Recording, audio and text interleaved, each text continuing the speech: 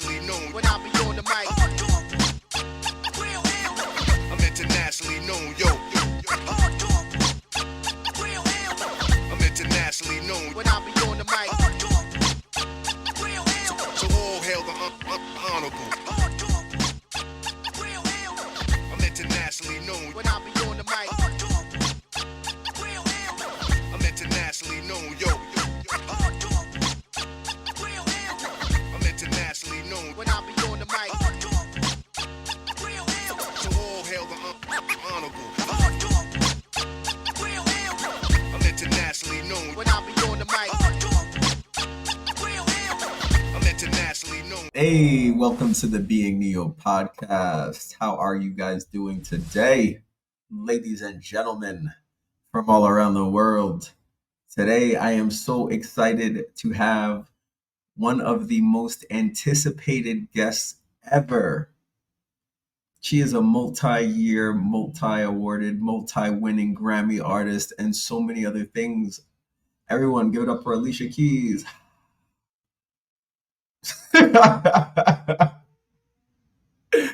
Yeah, that's me practicing. Guys, I need you to continue sharing the episode so that I can do the introduction for real.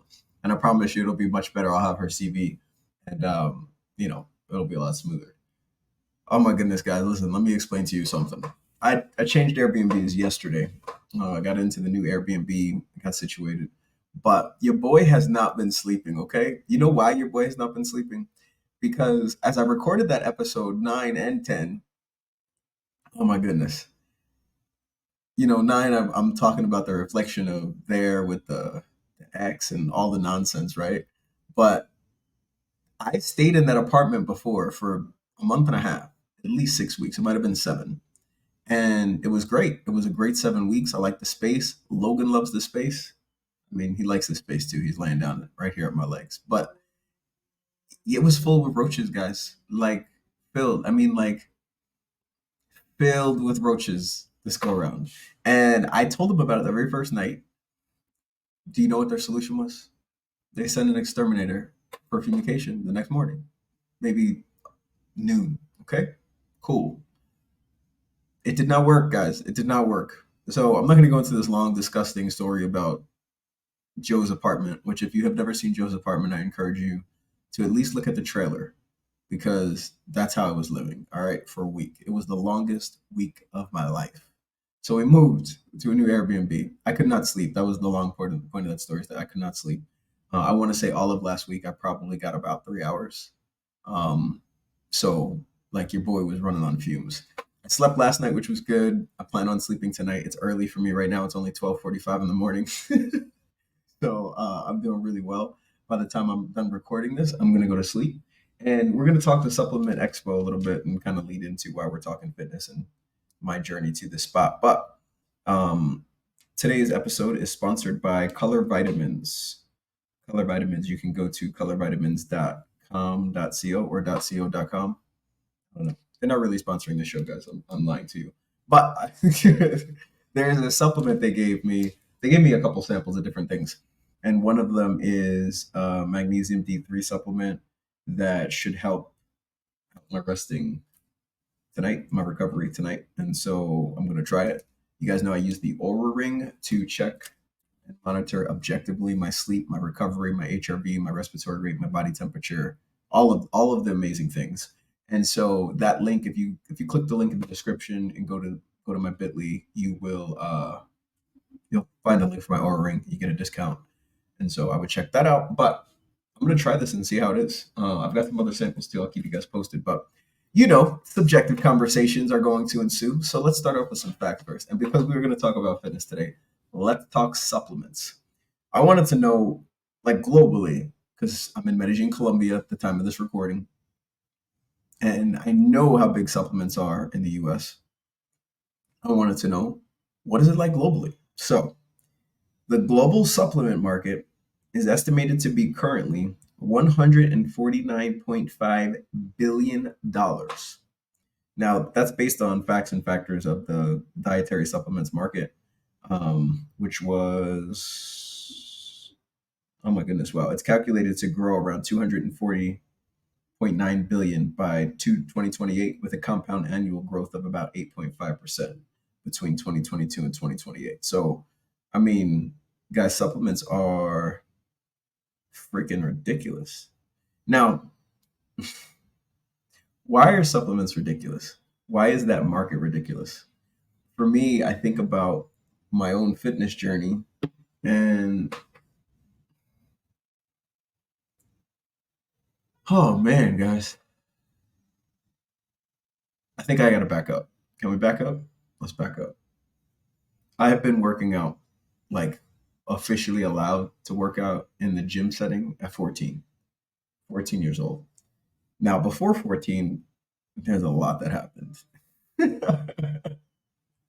At least 14 years worth of things. And so I feel like before I go into the rest of this, I should kind of explain it all. So the Fitness Expo is great. I really enjoy meeting, rubbing elbows, having conversations with people that are in tune with, have a desire to improve their health, their fitness, that are, I want to say in tune with their nutrition. But the reality is that out of that $149 billion of the global supplement industry, oh my goodness, I can't tell you how small of a percentage of people are actually focused on their actual health, their actual nutrition.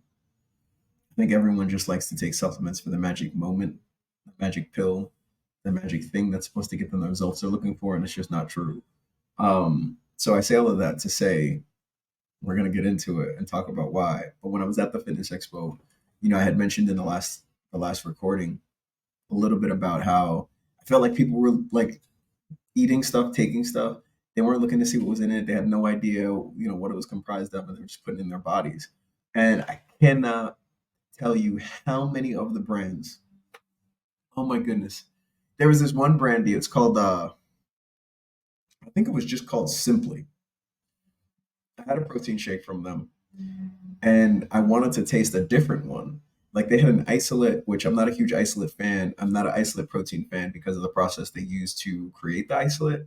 I am a huge fan of denatured protein. So denatured protein hasn't been altered. There hasn't been chemical process used to break the protein or pre-digest the protein, what they'll call it, into whatever formulate that, whatever form they're trying to create it. I'm not down. There's a lot of other implications and reasons and how those chemicals are still used and what the impact is on your body. So I stay away from isolates. That said, a great denatured protein, a beef protein, something that has been minimalistically processed, a paleo protein, I'm all for. This brand, Simply, they had one particular protein that was like super clean. It was super, super clean, sweetened with stevia, nothing else. It was nothing crazy. And so I was like, okay, cool. I looked at one of their other proteins that they had, and it's sweetened with acylfulmine K, sucralose. And I was like, why? Like, why would you have one that was actually clean with stevia and then another one with sucralose and acylfulmine K? And then, are you ready?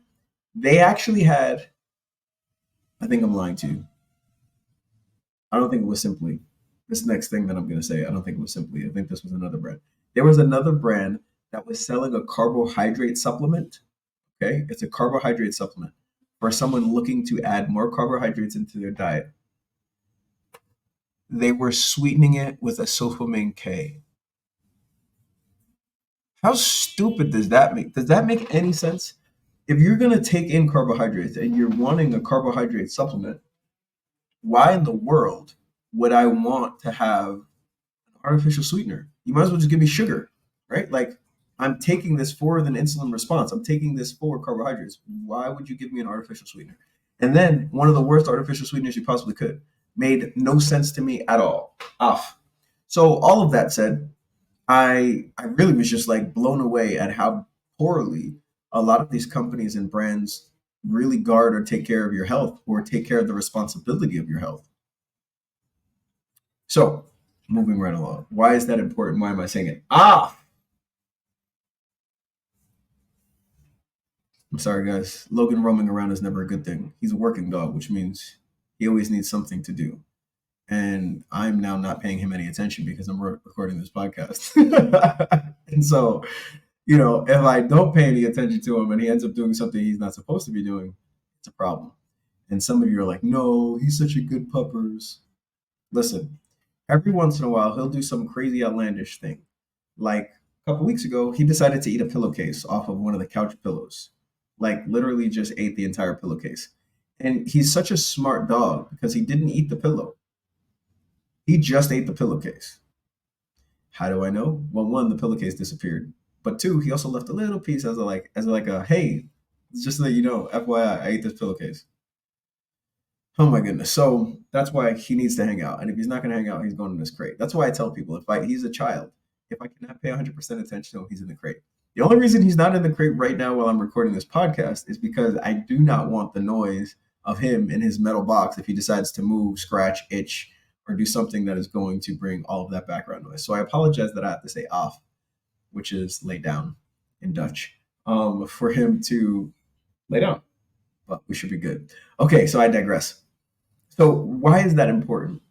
For me, I was feeling kind of shitty, if I'm being honest, just 100% at the fitness expo because I realized I was not putting, and I have not been putting enough of my time and attention into my fitness.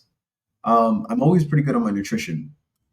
And the reason I'm always pretty good on my nutrition is because off, I have different times where I need to make it through a week where I'm getting 3 hours of sleep collectively, and I need enough energy to be able to do that. Still be able to come on here and record. And I'll be honest, I'm kind of tired right now. But I thought about something at 12:45. I was like, how many webcam models are just starting to work right now?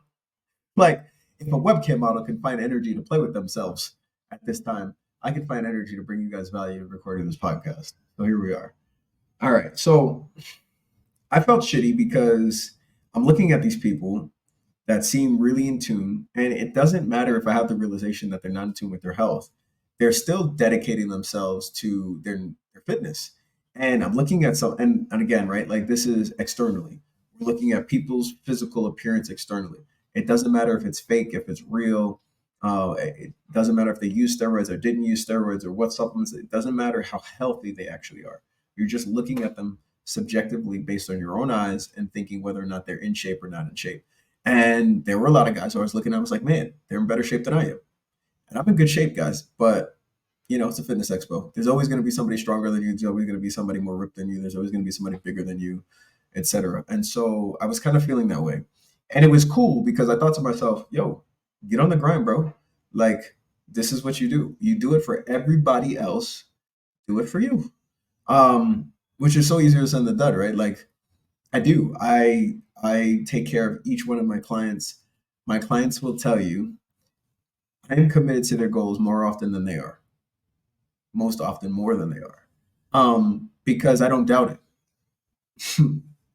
When I put my clients on a plan, it doesn't matter what their goal is. They have a show coming up, they have a race coming up, they just want to lose 20 pounds. For me, when I put these things together, I have no doubts because I know exactly what I'm doing. I've done it, oh my goodness, 1,000 times over 100 years. I'm exaggerating. No, 1,000 times no. 100 years, obviously, I'm not 100, but it's a lot. It's been a lot, and I love it. I love doing it. But the thing that drives me nuts is when I don't have committed clients, and so there's a thin line, right? Like whenever you start coaching with a new coach, regardless of what it is, there's this period of time where you're like, I'm gonna trust them, but for how long? And how long will it take before I completely trust them? My clients know now, if anybody that's worked with me for over a couple months. I mean, guys, I dial it in. Okay, if I tell you you're gonna eat this, this, and this, and you follow the macros and do what I say to do, I'll tell you in a time frame exactly what your weight will be. Now, objectively, I need data along the way so that I can continue to tell you and say, okay, yeah, in a couple of days it'll be this. We're gonna tweak this. You're gonna have a refeed at this time. I literally can tell them exactly how their body will adjust to how I adjusted the macros for said thing. It's incredible. I love it. I love it. But that said, I do it for everybody else, but I don't take the time to say, all right, bro, let's create it. Let's create the plan. We're going to do volume sets, what weights, how long, how many times. We're going to get your volume in. This is what you're going to be eating. I don't. Part of the reason is why coaches have coaches. It's because we love coaching other people, but we're horrible coaching ourselves. I don't have that problem per se. I just have not been making the time to take care of me. I have been making the time to take care of everybody else, which is as per my usual. So the fitness expo really put all that stuff back into perspective for me, and it really allowed me to kind of recommit to my goals for the year, which I'm super excited about, 100%. But it did take some time for me to kind of process my emotions through that, and then come back to the drawing table and say, "Yo, dude, you go to the gym." I mean, guys, I work out 6, 7 days a week. Most of the time, it's 7, and so I don't have any excuses. I just need to do it. All right, so how to get into fitness, and you're gonna learn so much about me. And if you are one of those type of people that can infer based on one thing of information how some other strings of that information will be put together, this is going to shed a ton of insight into who I am. Okay? All right. So 14, start working out. Why? Why? Because I have siblings. And my oldest sister, shout out to my older sister if she's listening. Um, she created body dysmorphic disorder in my head. It wasn't just her. She was the most impactful, but it was everyone that looked at me as a kid and was like, "Oh my goodness, you're so skinny. Oh my goodness, you're a beanpole. Oh my goodness, you're lanky. Just oh my goodness, you've grown so tall." Just so many different things that made me look at my physical appearance and not like it. She used to say things like, "Oh, you're not strong enough to carry the vacuum up the stairs." She's doing this and saying these things so that I would carry the vacuum up the stairs because it was her chore and she didn't want to do it. So what better way than to test my strength? But for me, it really fucked with my mind. And so I'm already looking at myself thinking I'm skinny, looking at myself thinking this, looking at all of the negatives. And so I own those things. All right, fast forward. When I'm like 12 or 13, it's really starting to bother me. And my dad's like, "Well, you're not allowed to go to the gym. It'll stunt your growth." I'm a Gemini. I don't listen to people, okay? So I started doing every calisthenic thing I could think of that I had access to. Um, all the push-ups in every form and variation you could think of. I even wanted to. My biceps are so strong today because my little brother had a diaper bag that I used to fill with encyclopedias, and I would literally curl that bag until my arm felt like it was gonna fall off. And when it felt like it was gonna fall off, I'd curl it some more. And then when I felt like I just not could not move the bag again, I'd switch arms. And I just kept doing that and push-ups. I remember watching TV shows that be like TV series, 30 minutes. Do you guys remember when TV series were 30 minutes long? And every commercial, I'd do a set of push-ups until I couldn't do any more push-ups. Every commercial break. And then I'd watch the show. And then it would go back to commercial breaks, and I'd be down on the floor doing push-ups. And so this was what I did because I was determined to look like Sean Ray or Lee Haney or Kevin Levrone or any of the guys that I was watching on Flex Fitness in the morning at 5 a.m. before I went to school. This was my obsession. Um, all right, so I'm an athlete. All right, I grew up playing football, basketball, and lacrosse. I now have been a K9 decoy for 20, 23, 24 years. I can't even believe that. Saying that out loud sounds crazy. K9 decoying is by far one of the most physically demanding, physically impacting sport you could play. I mean, you're not playing it; it's real life, but you're having a dog. Anywhere between the range of 50 to 90 pounds. Some shepherds are over 100 pounds, and depending on what breed you're working, run at you and hit your body at 40 miles an hour. If you think playing football is brutal and physically abusive, you need to work a K9. I'm telling you. I cannot tell you how many times after a long day of working dogs where I would just love sitting in an Epsom salt bath to just be able to move. Like it's painful, especially depending on what size suit and what size suit you wear. I'm not one that wears a huge suit. I like to be able to feel a dog so that I can work them properly. I also like to be able to move. And so when the suits are smaller, you can move a lot more. And to be in a suit all day, to run, to stay agile, to do hides, you have got to have a thinner suit. So I'm not crazy. I don't wear like a competition level suit. For those of you like, what is he talking about right now? So the suits are the level of padding. So you have bite suits and they have different levels of padding within the bite suits. My bite suits for the last 15 years, 16 years, I get custom made.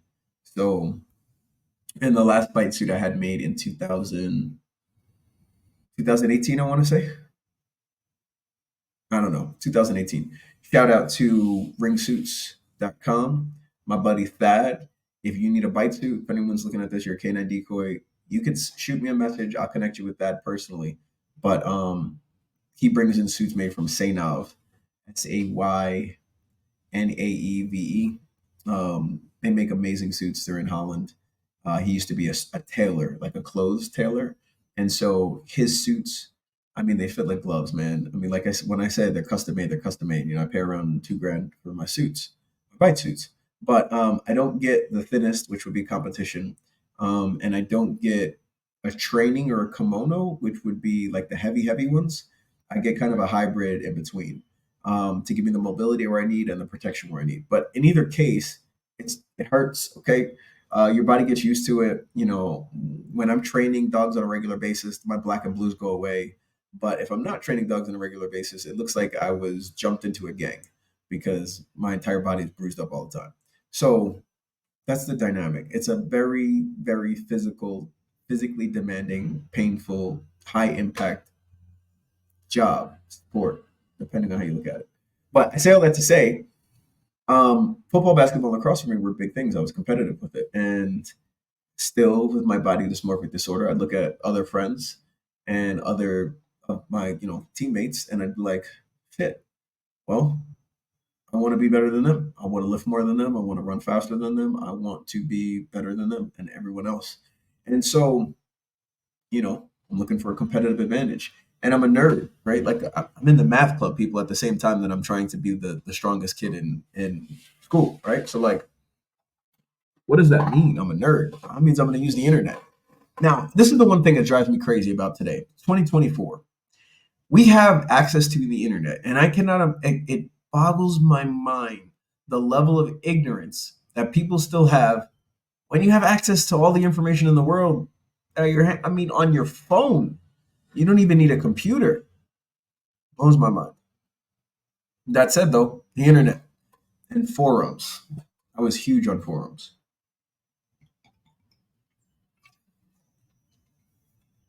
And so I learned, you guys ready for this? In high school, I learned I could open up a U.S. post office mailbox with cash. Started working at 14, so that wasn't a problem. And then I could have things delivered to this mailbox. And you may be asking yourself, things delivered to the mailbox? Things delivered like what? Guys, as a teenager, I imported steroids from all over the world into my United States post office mailbox in high school. I'm not, listen, I know I have subscribers that are teammates from high school that know I juiced. I started taking steroids. Listen to me. I started taking steroids in high school. Are you effing kidding me?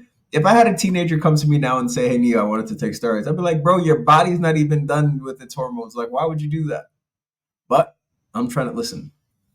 I'm trying to be competitively advantageous and better than everybody else.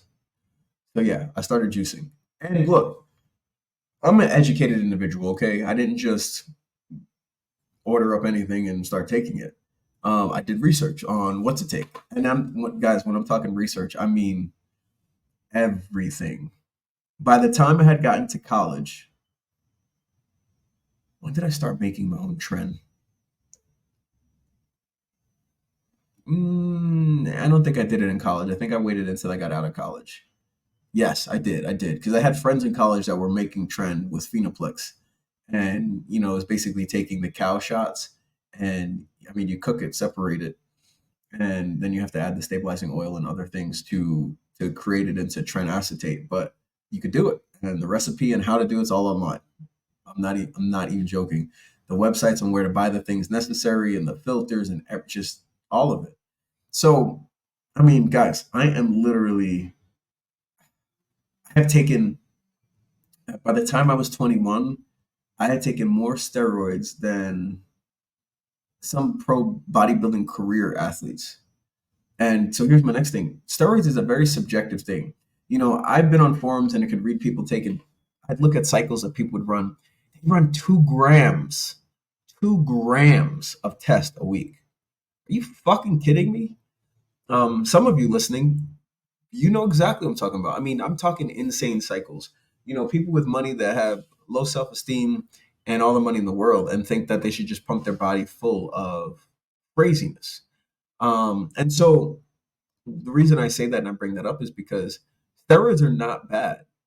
Abuse and abusing steroids is horrible. And most often, when you're looking at teenagers or people that are just trying to get into it, or when it's not legal and they're illegally obtaining it, they're not getting test results or blood testing done from their doctors, they're not managing this professionally.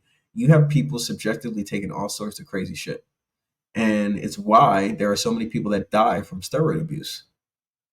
Okay, so why am I saying all of that? Because it's fucking real. I could tell you straight up, I didn't start messing with Tren until college. Before then, I was a huge test in the form of Sustanon 250. I took Dianabol. I took Anadrol. I took um, Masterone, Primo. Of course, I took my ancillaries, my Novaldex, my Clomid. I started taking peptides before graduating. This was just when like IGF-1 and stuff started coming out, before IGF LR3 came out. Just, I mean, all of the things, guys, all of the things. And I mean, listen, I'm fucking 185, 195 pounds, benching 315, 325 for reps, for reps. And I don't mean six. I remember benching incline press at 19 years old, 225 for 15. Like, shit. I don't think I could do 225 on incline bench for 15 right now. I guarantee you I can. Guarantee you I can. Um, Challenge. I don't even lift like that anymore. I don't have those kind of goals. But my point is, it was crazy. And oh man, hindsight's obviously 2020. But all of this was driven from insecurity, right? Insecurity for other teammates being better than me, insecurity on how I looked, insecurity on my strength, and then when you take steroids, it does not matter that I was smart enough to cycle off properly. Like I said, I knew what ancillaries, HCG, Clomid, I knew how to Arimidex. I knew how to cycle off, keep the water out of my system, and bring my natural hormone production back up again after a cycle. I mean, like guys, I'm not even this was like Bill Nye the Mad Science Guy, right? Like I had all this stuff dialed in. But it didn't change the fact that you still swing your emotions when you're using steroids. Like they swing. It's almost like I don't know, a drug that gives you it makes you feel like you're superhuman. And it doesn't, I feel like that's an exaggeration. I don't want any kids listening to this to think that that sounds appealing. Like, oh, you're superhuman. But like, guys, I'd run 600 grams of test and 600 or 600 milligrams. Excuse me. Could you imagine 600 grams of test? I'd die. 600 milligrams of test per week, alongside 600 milligrams of Deca, um, or 600 milligrams of Equipoise, which is Boldenone undecalonate. I love Boldenone. I love Boldenone. Whenever I would take Equipoise, about 5 to 7 weeks in, man, my veins look like ropes, just crazy. And I could not stop reps. It didn't matter how much weight I was using, my ability to just knock out more reps, it was insane, man, insane. And so it felt really good. And I was big. I mean, it was lovely. But it was so bad for me. Um, Having your nuts as a teenager atrophy, you're like, where did your nuts go? And I mean, listen, I don't care if you're how much HCG you run, how much Clomid you run, how much novel decks you run. Side effects are still side effects. You get a little gyno, it's happening. Gynecomastia, um, which people are like, like the female breast tissue. It doesn't matter. Arimidex time. It's gonna be it's gonna have a little happen.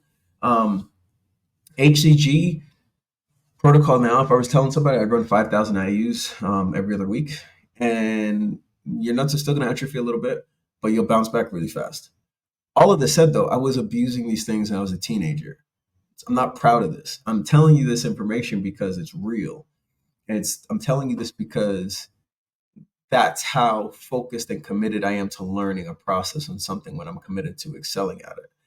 But I also have to recognize in going through that that I can't allow my insecurities to dictate bad decisions. Guys, were you expecting that, Luke? What do I mean by that? So, like, I don't train the same way now. I have people look at me in the gym, and I'm still fucking strong, guys. I'm built like an ox, okay? In terms of like my actual strength to weight ratio, yo, it's crazy. I love it, and part of it I know is because of the steroids I used in my past. But the other side of that coin, though, is I learned to go to things like this fitness expo and look at myself and feel like, fuck, man, I got to get my fitness together. I got to like for myself. Doesn't matter how many diet plans I have for other people. Doesn't matter how many trophies, how many placements, how many pro cards my clients get. It does not change the fact that if I don't do the things for me, if I don't stick to my plan, if I don't hit my gym, my workouts, if I don't train at the intensity that I need to create growth, then I'm not going to see the results I want. Right? It's a very individual thing. It doesn't really matter what everybody else is doing. It's about me, my health, my fitness, my goals. So I'm saying all that to say one of the things that I learned from steroid use was how to be able to do something in a positive mindset and do something in a totally fucked up mindset. What do I mean by that? Well, Ronnie Coleman, who I met at this fitness expo, he was there repping his supplement brand. Um, you look at this man, he was a pillar. I mean, he's an 8-time Mr. Olympia. It's fucking Ronnie Coleman. And the man's crippled. But he will also tell you that, he said this in some of his documentaries and things, you know, he had a doctor writing all of his scripts for his drugs. All the steroids Ronnie Coleman took, he had a doctor prescribed. He was getting tested. I didn't ask him, and I never had the conversation with him, and I don't think he's ever put it out there anywhere. Which, hey, anyone, if he has, comment, link it, send me a message, let me know, smoke signal. I would love to see it. If he's actually given like what he's taken as far as like amounts and cycle examples and stuff, because I'd love to know. But I say all that to say I can guarantee you that if his doctor was monitoring him, it was less than some of the extreme things I know some amateurs that have never gotten to an Olympia size at all have taken, myself included. So now, Fitness Expo, I'm there, I'm looking, I'm feeling like, oh, I need to do this, this, and this. I still have the mindset now to recognize that it's not all about a physical appearance and aesthetics. It's about my health, my heart. You know, I'm 41 years old now. I'm not 14.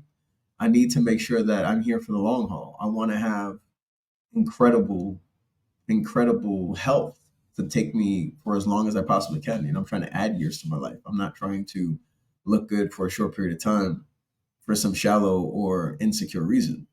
So as I'm going through the fitness expo, as I go through the different things that I have, as I adjust my diet, I adjust what I'm going to eat, how I'm going to train. I always have to keep myself in mind and keep the body dysmorphic Neo that was 14-year-olds and looking in the mirror and feeling like this, feeling like that, looking at myself like this, looking at myself like that, and realizing that it's all fucked up and it's in my head, but it doesn't have to be real. So objectively, I use things like my Aura ring to tell me, yo, what the, are you crazy, bro? You gotta sleep. You need rest. Your Aura ring is telling you this. I don't give a shit if you're gonna sit here and give yourself this false sense of you got energy. You don't. Your body's telling you need to rest, which is why when I'm done recording this, I'm gonna go rest. And so different things like that. You know, I use those objective things to let me know, okay, this is it. When I would weigh myself on a scale, when I first started losing weight with intermittent fasting, um, I used to get obsessed with how much weight I could lose. And it got to a point where it's unhealthy. What do you mean? Well, because I'm still going to the gym and I'm working out, but I'm putting all of the stress on my body. Working out, working out hard, working out consistently, plus work, plus the life changes I was going through, just a lot. And I was not eating because I was trying to fast. And I'm like, look, the longer I fast, the faster I'll lose this weight. And it gets to the point where you're obsessing over a thing that is supposed to be something positive. And just like that, you get addicted to now taking something that was positive and now you're doing it in an unhealthy manner. which can easily happen to anyone, especially with diets, man. Like diets are one of the easiest things, especially if you're having results with the diet, because people just think if they do more of something, they're going to get more results. For those of you that don't know, water, please.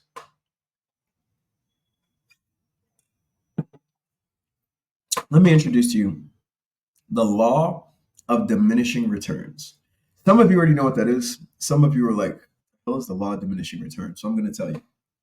The law of diminishing returns means that eventually, if you do something long enough, you're going to pass a threshold where if you continue doing it at the same rate, the results are going to be less than what they were prior.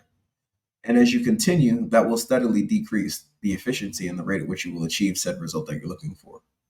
So you do more and you do more and you do more and you get less and less and less. So there's one spot where you're like doing it at 100% and you're getting 100% results. And then you start doing it at like 110% and now your results drop to 90. And then you start doing it at 120% and your results drop to 80. And then you start doing 130 and your results drop to 70. Are you following me? So that path is obviously bad because now you're putting in more effort, you're doing more, and you're getting less in return. Law of diminishing returns. And so that's a real thing with fitness too. It's like overtraining, it's under eating, it's all of the things. Do you know how many clients I tell? And listen, shout out to every fucking client I have right now where I'm telling you, you don't eat enough. And right now, every client that's listening to this is saying to themselves, oh, he's talking about me. I'm talking about all of you. Every time I get a client, man or woman, that wants to lose weight, the first thing they want to do is how low can they get their calories? And guys, I feel like I'm 36 minutes into this and I haven't even said half of the things I want to say. There's so much I have to say about health and fitness and nutrition. All right, so the eating and not eating enough. Ugh, it drives me nuts. Why does it drive me nuts? Why does it drive me nuts when I hear people talk about you just have to reduce your calories and you'll lose weight? If you're a fat ass, yeah, stop eating, you'll lose weight. Okay? Those people that want to be on my 600 pound life, you have to work to eat and be that fat. I mean, it's a full-time job to eat that much food.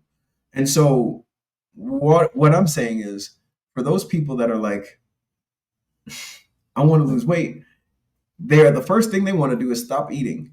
And not eating is not the response. Not taking out or putting anything in your mouth is not just a response because it's limited, right? Maybe you'll lose weight for a week or two, but all the other hormonal changes, all the other biometrics that you have, your metabolism will be fucked after that. And then you gain all the weight back. And that's the yo-yo dieting that people hate. So my biggest thing for people is, hey, let's put you on a plan. Let's work out something that allows you to lose weight consistently, but that also keeps you metabolically healthy. Because if you're not metabolically healthy, what are we doing? It's no different than the supplements. I don't want people to take supplements because like I want to take protein because my muscles need protein. And at the same time you're taking the poison, or at the same time you're taking the protein, you're taking the poison. Huh? What? If someone offered you rat poison in a protein shake, would you take it? No, but you're drinking protein shakes full of carcinogens. What's the difference? So like those kind of things, man, they're too often the problem. People under eating, but then people willing to put things in their body that just don't make any sense for their actual health. And so for me, I'm like, no, I want people to be able to lose weight, achieve their goals. Because for some people, it's not losing weight. Some people, it's gaining weight. Some people, it's just a race, and they want their fuel type and their body to use their fuel properly. And they want to be able to manipulate their body to use protein, fat, and carbohydrates at the most efficient rate possible. Yeah, I could do that for you. That's what I do. I'll be dial you in. But it's real. It takes real effort. It takes real consistency. It takes really someone putting together the numbers for you specifically, you as an individual specifically, and then you as an individual following said plan. But I digress. Most people don't eat enough. Now, let me give you a little secret about your metabolism. For all of the things that people do not know about your metabolism, it changes. Changes. No, does it? It changes. When people they ask me to calculate their macros, I can calculate their macros, but then they think they can use those macros anytime they want to lose weight again. Literally. I cannot tell you how many clients I've had come back to me because they're like, hey, Neo, You gave me these macros a year ago, and well, I had my baby, and um, I started taking these macros again, and it's not working. I'm not losing weight. Or I started these macros, and it's working, and I'm losing weight, but I'm not producing milk. Like my baby needs, I'm breastfeeding, and the macros. Yeah, because when your body changes, how you're using fuel changes. And if you manipulate your body to change how you're using fuel, your body will respond because your body is extremely intelligent. So I've done 5,000 calories a day for over a month. Longer than that. I was eating carnivorously. And even eating carnivorously, my weight was not going down. I wasn't gaining weight, but I was just staying the same over that period of time. And before then, I was eating a lot less calories, like 3,000. Still, I wasn't losing weight though at the 3,000 calories. But 5,000, I wasn't gaining weight either. So why? What happened? Your body adjusts. If you put a certain amount of fuel in your body on a regular basis, especially when it's more fuel and it's clean fuel, okay, your body's going to use what it needs and get rid of what it doesn't. And if you're eating clean, like ketogenically, carnivorously, you're not going to get fat. Now, one caveat, you may gain a little bit of weight carnivorously because of how much protein you're taking in, and then whether or not you're utilizing that high level of protein. And if not, the process of gluconeogenesis and the amount of glucose that you will have and your insulin response, and then what you will store afterwards, is going to add to weight gain faster than if you were ketogenic. Because ketogenically speaking, the protein is not nearly as high as your fat, and fat as fuel is not something that will ever end up as storage. Let me say that again. Fat as fuel when you're ketogenic is never something that will add up as storage. So when people are like ketogenically speaking, they're like, oh, dude, I'm gaining weight on this. It's not because their fat is so high. It's because they're fucking something else up. If you are running keto properly and you're dialed in and you're moderate on your protein and you're high on your fat and you realize that you don't need any carbs at all, zero, you're never going to get fat from more fat because of how it's stored as fuel, how your body's using the fuel. And so you'll see your ketone numbers go up, but it's not making you fat. Um, it's another topic for another time. I know a lot of people are like, wait a second, so you mean I can eat more fat and I'm not going to get fat? Yep, that's what I mean. And your body will pee out those ketones easily, no problem. It does not. You're not having an insulin response to the fat, which insulin is your storage hormone. So you're not just taking the fat that you're eating and storing it. It's not happening. Not when you're ketogenic. It's the reason why people worry about eating fat and their cholesterol and their blood numbers and oh my goodness, I'm gonna need a stent and blah blah blah blah blah. It doesn't happen. You know why it doesn't happen? Because as soon as you turn your body into a fat burning, a fat fueled machine, you burn up all that stuff. You don't have to worry about clogged arteries anymore because you're using the fat for fuel. And the only reason why it was clogged before is because you weren't using it as fuel. Your insulin was high, and as your insulin is shuttling things into your cells, that fat that is also shuttling is getting stuck. That's how blood vessels start closing. It's why all of these things happen. Another conversation for another time. But basically, my point is, metabolically healthy, calories is not the thing that's dictating if you're losing weight or gaining weight. The form and the ratio of what type of calories absolutely is. All of that said, guys, if you go to freeyourmind.store right now, freeyourmind.store, click at the home screen, it'll say the nutrition matrix. Click the nutrition matrix. If you have questions about your diet and nutrition, if you want a customized plan, if you want me to make your meal plans, I literally open up MyFitnessPal under your email in your account, and I will put in 6 ounces of chicken breast, 2 ounces of broccoli, 2 ounces of cheddar cheese, 28 almonds. Like I will literally calculate based on the macros I calculate for your specific goals, whatever that may be, competitions, races, just life in general. Maybe you're an entrepreneur or a CEO and you're like, listen, I've been too tired. I've been too jet lagged. I have this new project going, or I'm trying to write this book. I have the other things. I need more energy. I need my mind to be more focused. Help me. I got you. But in either case, if you need me to literally write the plans, put it in your MyFitnessPal where you open it up like a menu and all you have to do is buy the groceries and cook it, I got that. If you just want to talk to me and shoot the shit about my different experiences with steroids, fitness, being a personal trainer, personal training business, gyms in parts of the world, anything related to health and fitness or anything else that I'm, well versed at, you can do it right there. It'll allow you to buy hourly time, meet half hour time, or whatever, custom macros, all of that stuff. My point is go to the website and you'll see the things that I offer. But my recommendation to you, if you have not worked with me before, get on my calendar. You'll buy a half hour slot. Let's talk, let's chat, let's get to know each other and then decide if I'm the right person for you in terms of coaching and helping you with your sports, fitness, and nutrition. Because the reality is, dude, it's not easy. I'm not an easy coach. My clients that love me, they tell me one thing over and over again: thank you for keeping it real.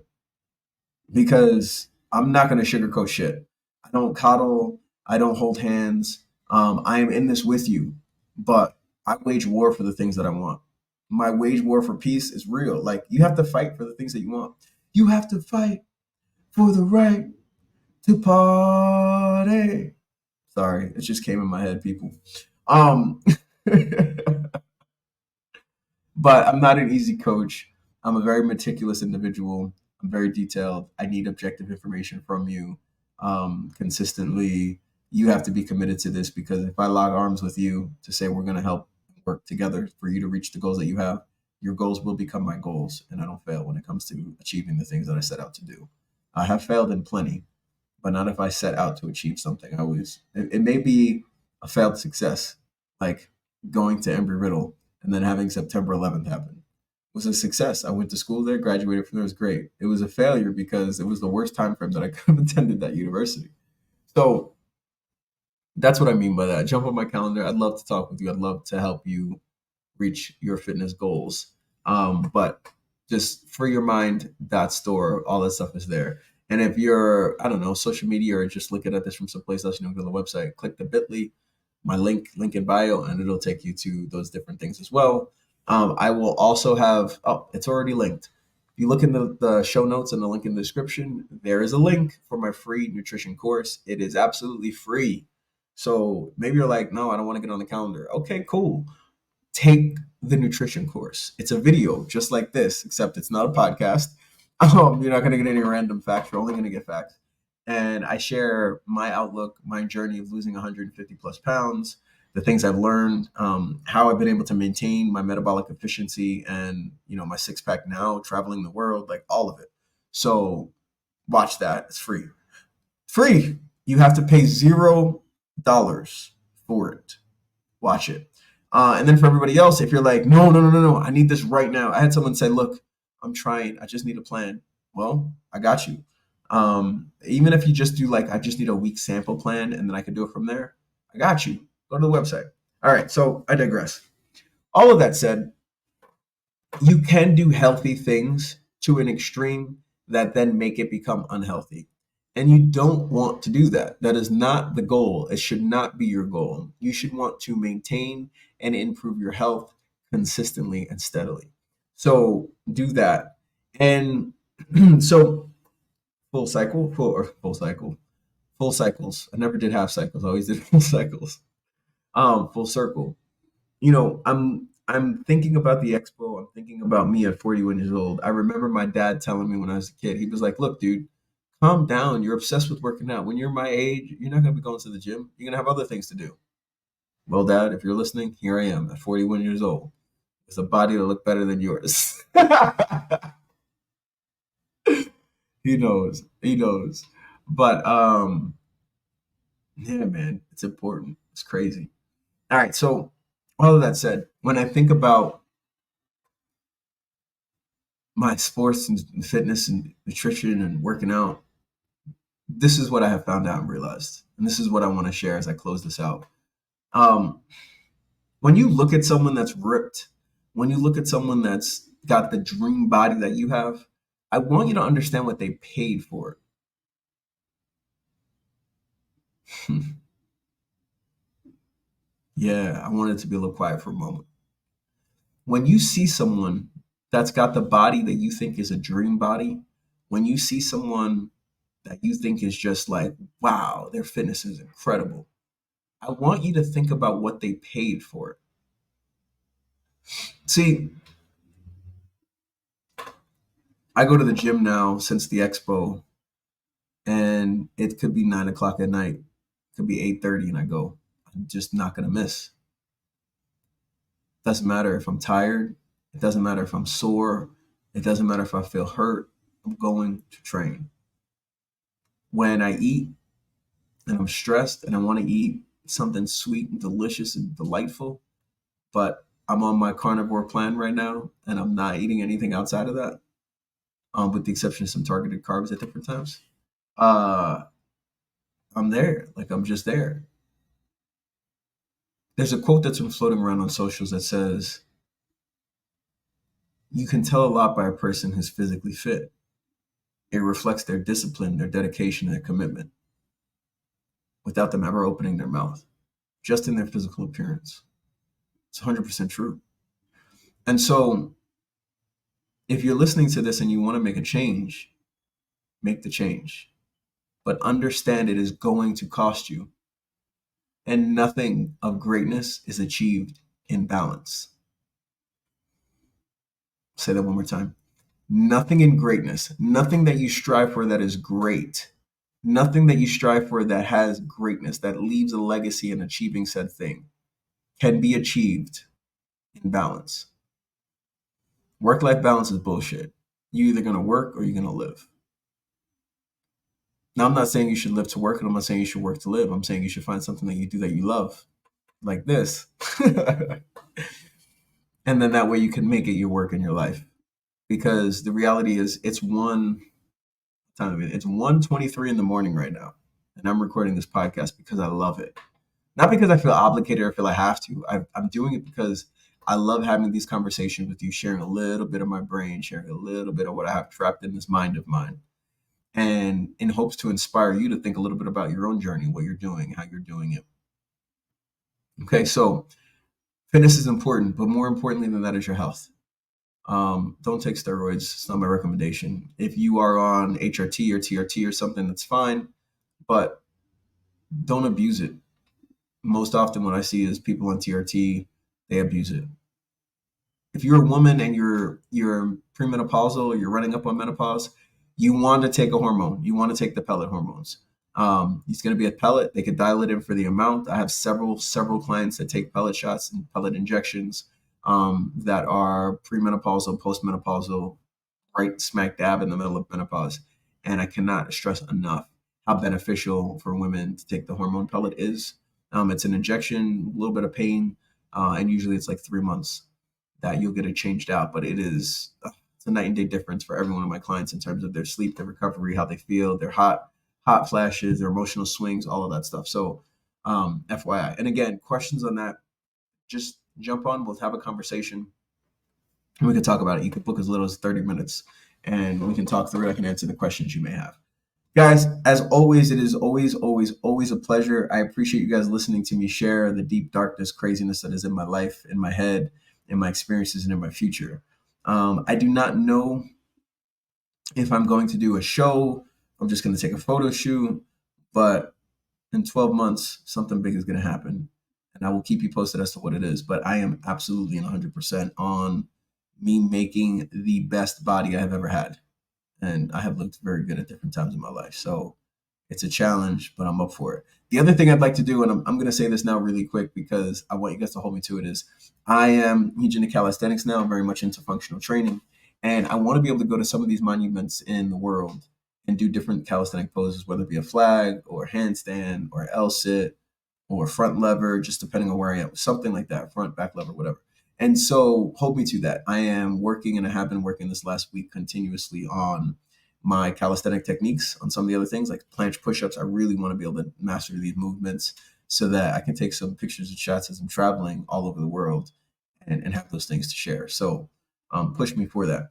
And then last but not least, the anonymous messages. If you go to Peace Over Everything on my highlights on Instagram, that link to anonymously share is always there. So if you have something on your mind, something on your heart, something on your chest you need to get off, if you're feeling down, depressed, dark, whatever it is, you can write on that and I will respond to you either directly on Instagram or in a video format, just depending on what it is and how much detail is involved.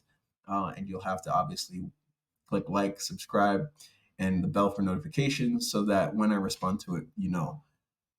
Love, peace, and hair grease, guys. Thank you so much for tuning in to the Being Neo podcast. I appreciate each and every one of you. And I ask you, please, if there's anything that I spoke about in this podcast today about fitness, maybe it's my steroid use, maybe the fact that you can do healthy things in an unhealthy way if you're not careful about it.